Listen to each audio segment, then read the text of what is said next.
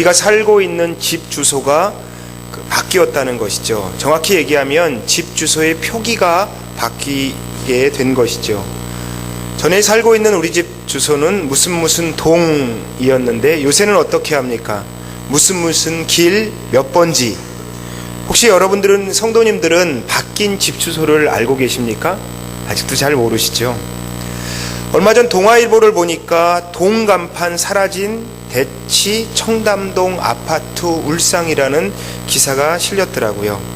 새로운 주소가 시작되고 나고서 대치동과 청담동에 사는 주민들의 불만이 있다는 것입니다. 그 이유는 장기적으로 청담동 프리미엄이 사라질까 하는 걱정이 되어서랍니다. 즉 청담동과 대치동이라는 부촌의 이미지가 없어지면 집 가격의 하락이 걱정된다는 것이죠. 이 말은 무엇을 의미하는 것입니까? 우리가 사는 세대에는 자신이 살고 있는 동네 이름만으로 사람을 평가한다는 의미는 아닌지요. 만약 이렇다면 우리의 마음들을 좀 씁쓸하게 하죠. 더 이상 우리가 살고 있는 사람들의 그런 시대는 사람의 됨됨이나 내면적 인격 같은 것, 이런 것으로 사람을 평가하지 않습니다. 그 사람이 사는 동네나 그 사람이 어느 아파트에 사는지, 그것으로 그 사람만 평가하는 시대입니다. 오늘 예수님이 찾아온 가나안 여인의 시작도 그렇습니다. 마태는 이 여인의 이야기를 이렇게 시작하는데요. 예수께서 거기서 나가사 들어와 시돈 지방으로 들어가시니 가나안 여자 하나가 그 지경에서 나왔다. 예수님이 한 여자를 만났다 하지 않고 가나안이라는 동네 이름을 굳이 기록하고 있는 것이죠. 가나안 여인이라는 말, 이 여인은 대단히 많은 것을 함축하고 있습니다. 이 여인은 사회로부터 인정받지 못하는 사람이었습니다. 그리고 이방 여인이었습니다. 게다가 귀신 들려 앞을 분간하지 못하는 딸을 가지고 있는 어머니였죠. 남편의 도움을 또 받지 못하는 이 여인이었습니다.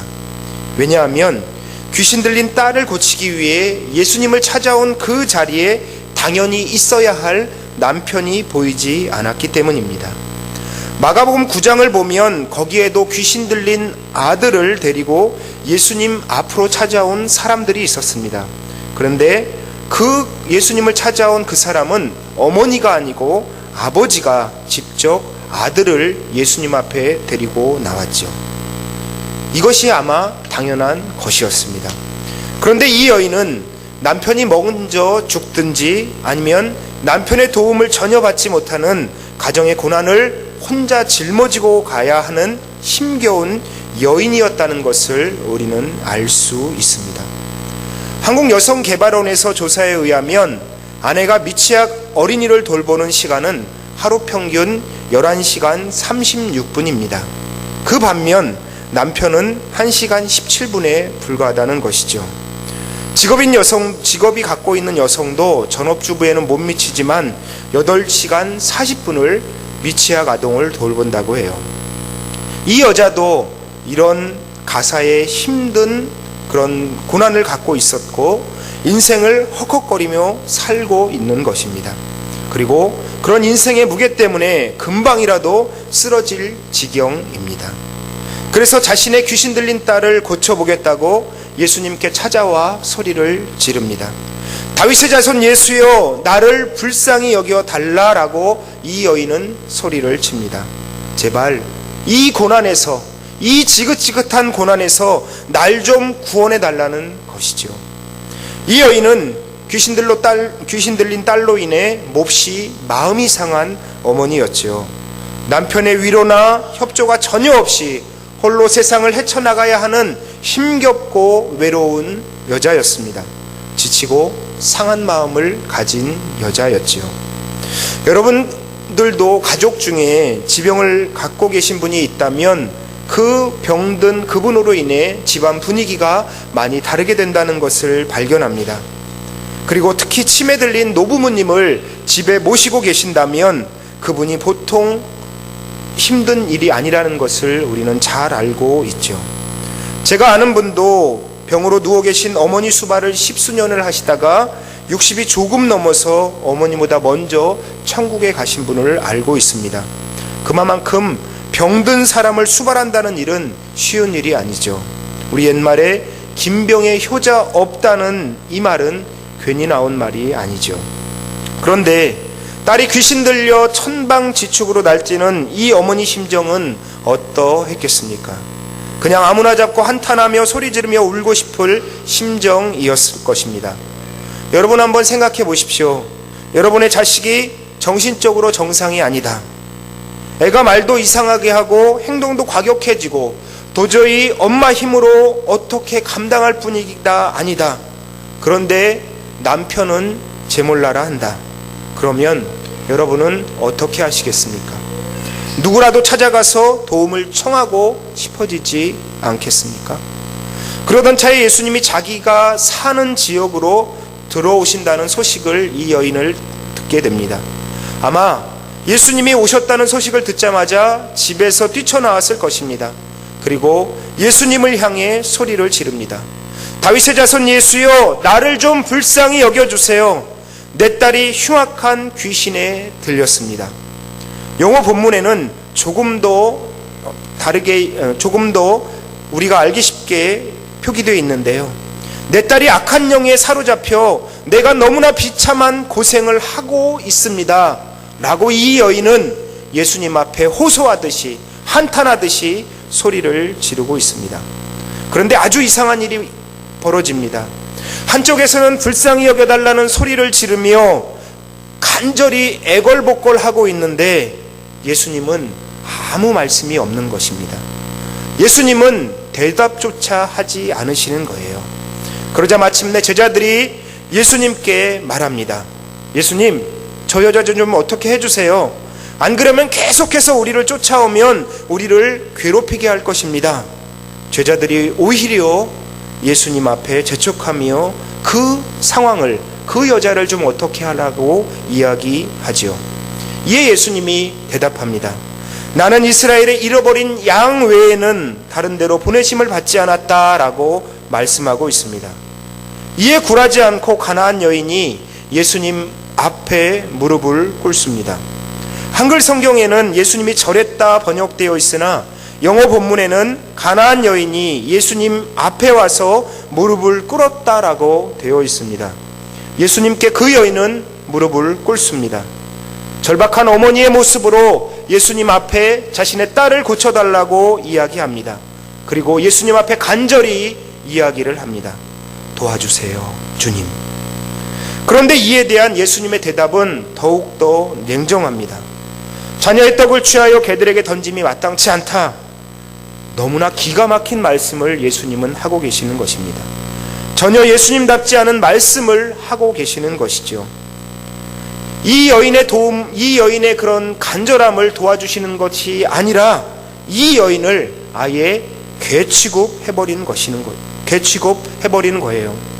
만약에 여러분들이 그 말을 들었다면 여러분들은 어떤 마음을, 어떤 생각이 들겠습니까? 만약에 이 여인의 모습이라면, 이 여인의 상황이라면, 지금 이 상황의 여인의 모습이라면 여러분들은 어떻게 하겠습니까?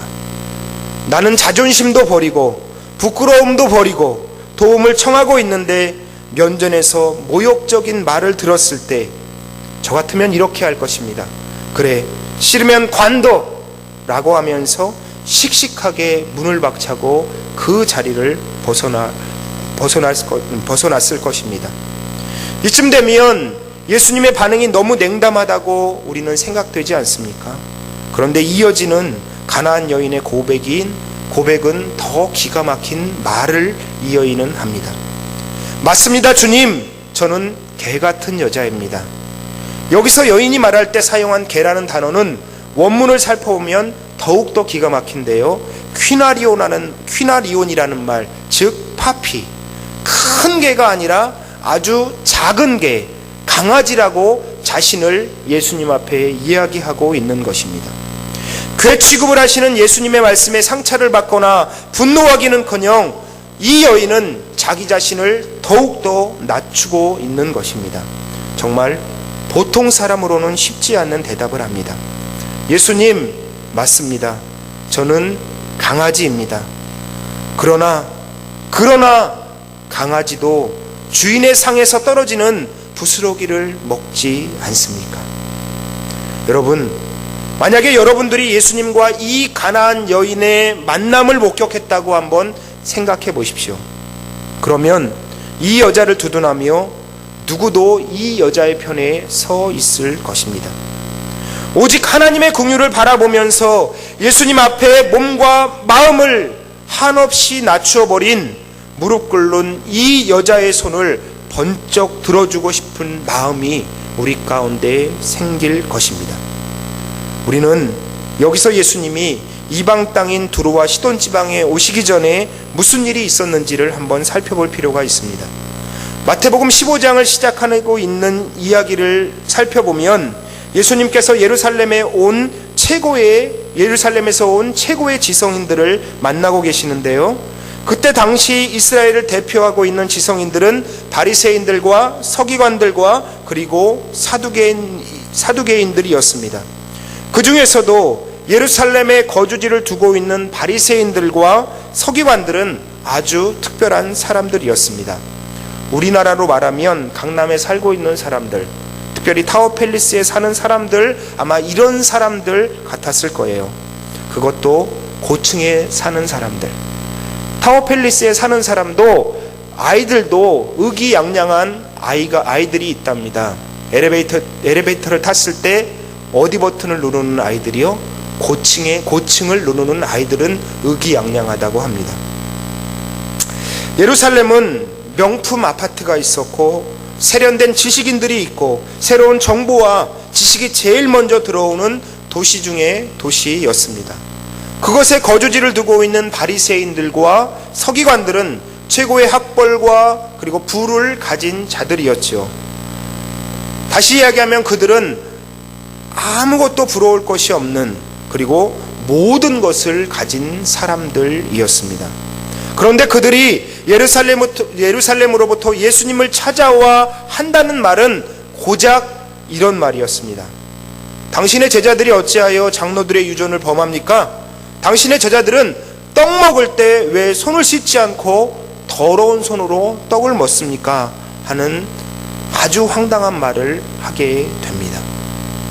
그러니까 예수님이 하신 말씀이 이 백성의 입술로는 나를 존경하되 마음은 내게서 멀다라고 한탄하고 계시는 것이죠.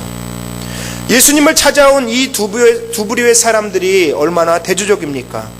보잘것없고 세상에 아무것도 내보일 것도 없는 가나안 여인과 세상이 인정하는 지식인들 중 누가 하나님의 은혜를 얻은 사람입니까?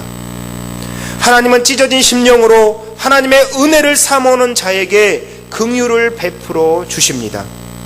예수님은 제자들에게, 그리고 오늘에 사는 우리 모두에게 그것을 가르쳐 주기를 원하셨습니다. 그래서 일부러 제자들을 데리고 두로와 시돈 지방으로 가신 것입니다. 자, 똑똑히 보아라. 너희들이 무시하는 이 여인을 봐라. 그러나 하나님의 은혜를 기다리며 눈물로 자신을 겸손하게 낮추는 이 이방 여인이 어떻게 되는가를 너희들 눈으로 직접 봐라. 그리고는 28절에 예수님은 이 가나안 여인의 손을 번쩍 들어주십니다. 여자여, 내 믿음이 크도다. 내 소원대로 되리라. 여러분, 세상은 가나안 여자와 같은 사람을 인정해 주려 하지 않습니다. 가나안에 살고 있다는 그 자체로부터 무시당하는 그런 세상에서 우리가 살고 있는 것이죠. 그렇지만 예수님의 판단은 세상의 것과는 다르십니다. 우리가 이 세상을 살아갈 때 하나님 앞에 누구와 같은 마음가짐을 갖고 살아야겠습니까? 가나안 여인과 같이 나는 개들 중에서도 더 작은 개입니다. 나는 아주 보잘것없는 개입니다 라고 자신을 낮추며 하나님의 은혜를 구하는, 하나님의 긍휼을 구하는 그 마음을 갖고 살아가기를 하나님께서는 원하시고 계시는 것입니다. 내가 작은 지식과 내가 작은 힘이 있다고, 내가 작은 무엇인가 할 수 있는 능력이 있다고 하나님 앞에 내어놓는 것이 아니라, 하나님, 나는 아무것도 할 수 없습니다. 나는 부족하고 나약한 존재입니다. 하나님의 은혜가 아니고서는, 성령의 도우심이 아니고서는 나는 이 세상을 살아갈 수 없습니다. 그러니 하나님, 제발 나를 도와주시옵소서. 주님, 나를 보살펴 주시옵소서 하는 간절한 심령을, 찢어지는 마음으로 하나님께 기도하는 마음을 갖도록 하나님께서는 우리에게 원하고 계시는 것입니다. 우리가 비록 세상에서는 인정받지 못하는 사람일지라도, 우리가 비록 세상에서는 다른 사람 앞에 설 수 없는 자라도 하나님께 나오기만 한다면, 하나님께서 능력을 주신다면 우리의 삶을 회복시키며 우리의 나약한 삶을 회복시켜 주시며 역경 가운데 있는 우리의 삶 가운데 하나님께서 놀라운 은혜를 우리에게 함께 해 주실 것입니다. 예수님은 우리의 오직 예수님을 바라보는, 하나님을 향한 믿음만 보기를 원하십니다. 내가 간절한 믿음으로 하나님을 온전히 신뢰하는 믿음으로 나간다면, 온전히 하나님을 전적으로 신뢰하는 믿음으로 하나님께 나가기만 한다면, 그리고 내 자신을 낮추며 하나님의 은혜를 구하며 하나님께 나아가기만 한다면, 하나님께서는 넘어진 나를 일으키시며 나의 손을 잡고 우리의 믿음의 손을 높이 들어 주실 것입니다. 같이 기도하겠습니다. 사랑해 주님, 우리는